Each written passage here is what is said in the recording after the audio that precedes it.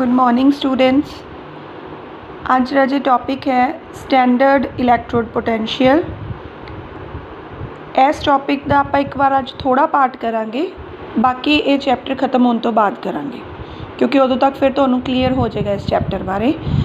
एक बार जिन्ना पार्ट है देखो, आयोनाइजेशन एंथैल्पी बारे आपां +1 च भी पढ़िया। जिन्नी आयोनाइजेशन एंथैल्पी थोड़ी होएगी उन्नी स्टेबिलिटी ज़्यादा होएगी। Read, smaller the ionization enthalpy the stabler is the compound. जिमें हुण आपां देखते हैं कि जिहड़ा निकल है, निकल चों 2 इलैक्ट्रॉन आपां रिमूव करते। रिमूव या तो इनू आपां इदां लिख सकते हैं या आपां किवें लिखांगे, निकल -2 इलैक्ट्रॉन्स गिव निकल 2 पॉजिटिव। तो इनू इन्होंने किवें कीता होया, -2 नूं इधर लै गए, सो आ इक्वेशन बन गई।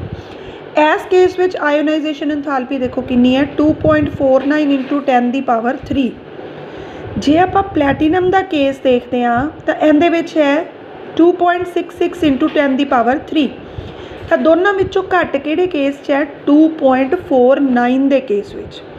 तो पेपर च क्वेश्चन आंदा है आ वाला कि nickel 2 compounds are thermodynamically more stable than platinum 2 compounds, Y?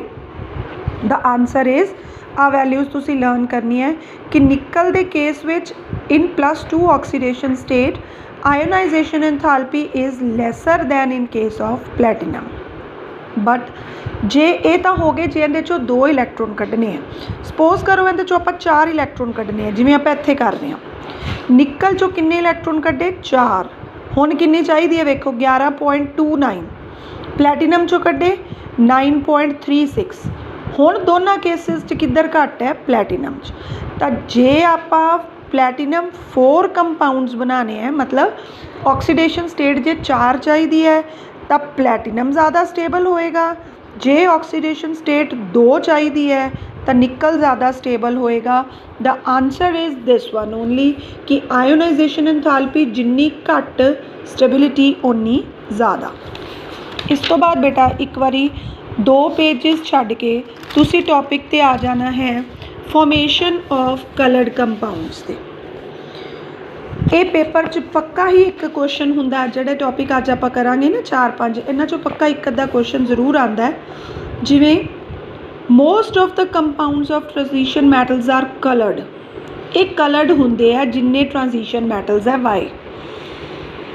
Because देखो एक चीज़ है, एक वर्ड आपां नैक्सट चैप्टर कोऑर्डिनेशन कंपाउंड्स करांगे, लीगेंड की हुंदे आ।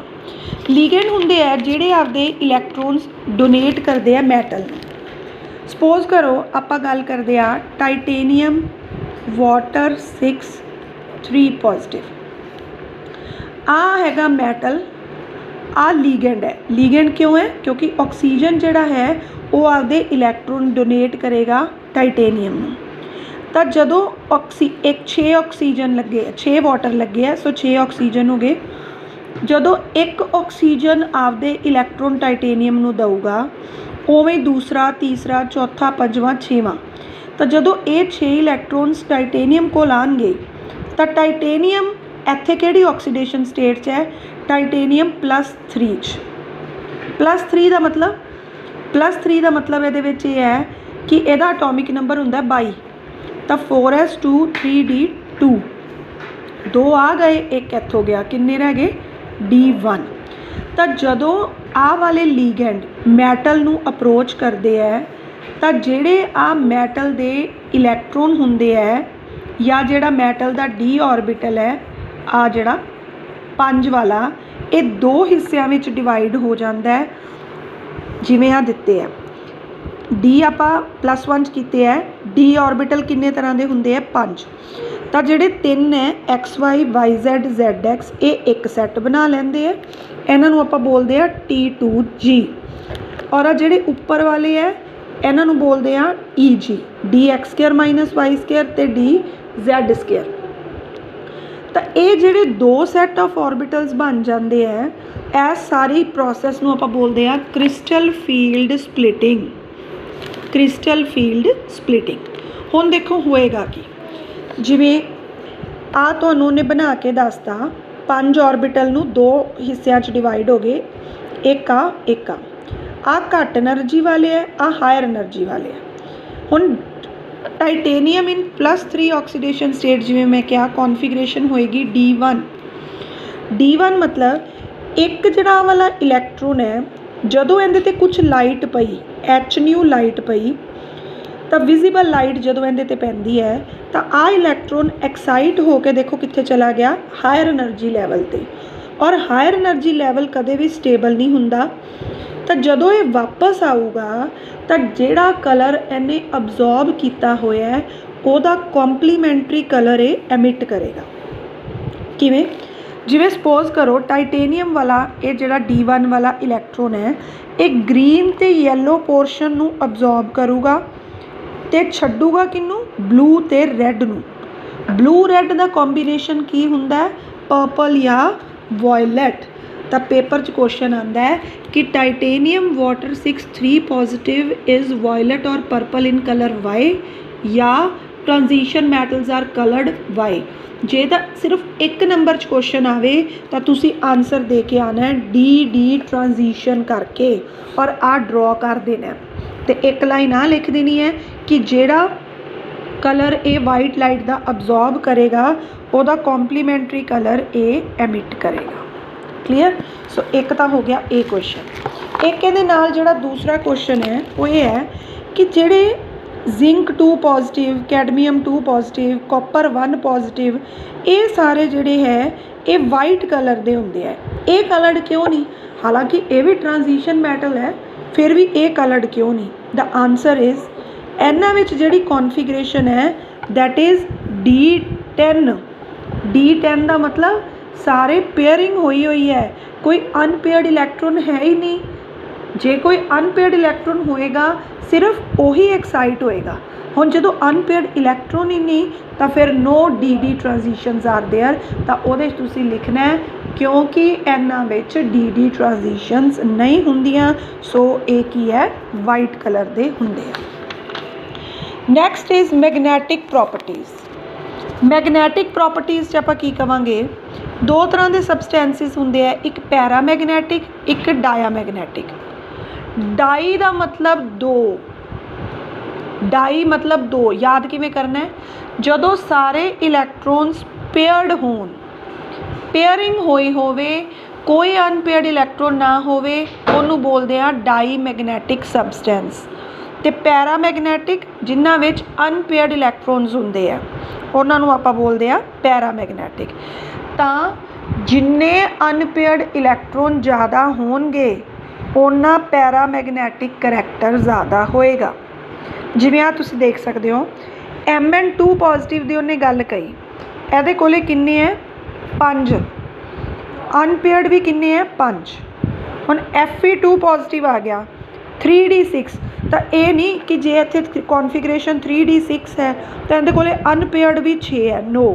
ये किवें है 1 2 3 4, 1 2 3 4 5 तो आ 6वां आ, सो अनपेयर्ड किन्ने बचे 4। सो एदा पैरामैगनैटिक करैक्टर इहदे नालों घट होएगा। तो पैरामैगनैटिक करैक्टर नूं एक्सप्रैस करन दे जिहड़े यूनिट्स है उन्होंने आपां बोलते हैं बोहर मैगनीटोन और उन्होंने डिनोट करते हैं BM दे नाल। एदा फॉर्मूला है मैगनैटिक मोमेंट नूं कैलकुलेट करन दा, it is equal to n+2 दा स्केयर रूट अंडर रूट। तो यूनिट की पा देने Bohr मैगनीटोन।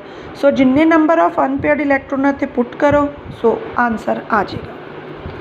The next topic is tendency to form complexes. बेटे ये क्वेश्चन याद कर लो, कोई भी क्वेश्चन आ जाए भी कोई भी सबसटेंस या कोई भी मैटल कंपलैक्स क्यों बनाता है तो आ तीनों आंसर उस दे के आने हैं, small size, high nuclear charge ते availability of vacant d orbital. Next is catalytic property. सारे ट्रांजिशन मैटल्स जिहड़े है they are catalytic in nature. क्यों? देखो पहली गल ये एक सरफेस एरिया प्रोवाइड करते हैं, सरफेस प्रोवाइड करते हैं, एक जगह देंगे है। जिवें आपां कहिए भी घरे किसी गैसट ने आना है तो गैसट अपने रिएक्टेंट है तो सोफा जिहड़ा है वो अपना कैटालिस्ट है। तो सब तो पहला काम की करूँगा भी गैसट आके अपने इत्थे फिट हो जाएंगे, तो एक सरफेस एरिया प्रोवाइड कर सकता है जिथे आके रिएक्टेंट्स आप प्रॉपरली सैटल हो सकते हैं, पहली गल। दूसरी गल ये जिहड़ा है एक रिएक्टेंट दे नाल रिएक्शन इंटरमीडिएट बना लैंदा है। रिएक्शन इंटरमीडिएट मतलब जिवें आपां कहीए भी एक तरह विचोला हुंदा है। विचोले का की काम है भी गैसट आए, विआह वाला मुंडा कुड़ी आया, ठीक है, तो वो उन्हां नाल गल्लां बातां करूगा, सारा कुछ करूगा, उन्हां दे तालमेल बिठाऊगा, बट एंड ते आपां की करदे हां विआह तो बाद उन्हूं पुछदे भी नहीं। तो वो एक की है, एक तरह का कैटालिस्ट है। जिवें हुण मैं इत्थे क्या प्लैटिनम है, तो प्लैटिनम देखो एक रिएक्शन होंदी है, कॉन्टैक्ट प्रोसैस आपां पिछले चैप्टर च पढ़िया कि 2SO2 + O2 गिव्स 2SO3 है ना। तो ये जो कैटालिस्ट यूज़ करते हैं वो हैगा प्लैटिनम। तो प्लैटिनम अपना कैटालिस्ट है, ये इत्थे फिट हो गया, ये अपने नहीं दिती है। हुण ऑक्सीजन है, ये जदों पहला की करदा है नेड़े नेड़े हुंदा आंदा, दूसरे स्टैप च की करदा है ये आके आपदे ओ एटम्स टुट जाता है। जिवें आ देखो इत्थे टुट गया ईजीली, आ टुट गया। हुण आ जिहड़े SO2 के मॉलीक्यूल उपर पे है, आ देखो SO2 आ की करेगा, एक ऑक्सीजन नूं एक नूं इन्ने ले लिया, एक नूं इन्ने ले लिया, एक नूं इन्ने ले लिया, और इन्होंने मिल के देखो की बनाता SO3। SO3 तो जदों SO3 बन गए उस तो बाद ये वापस ये तो बाहर निकल जाते हैं। तो तीसरा बेटा पॉइंट जिहड़ा इहदे विच देना ही देना है, दैट इज़ पहला सरफेस एरिया, दूसरा रिएक्शन इंटरमीडिएट, और तीसरा लिखना है कि ये एक पाथवे प्रोवाइड करते हैं ऑफ लोअर एक्टिवेशन एनर्जी का। क्लीयर। सो एक बार अज का इन्ना टॉपिक तुसी काम करना। Thank you and have a nice day.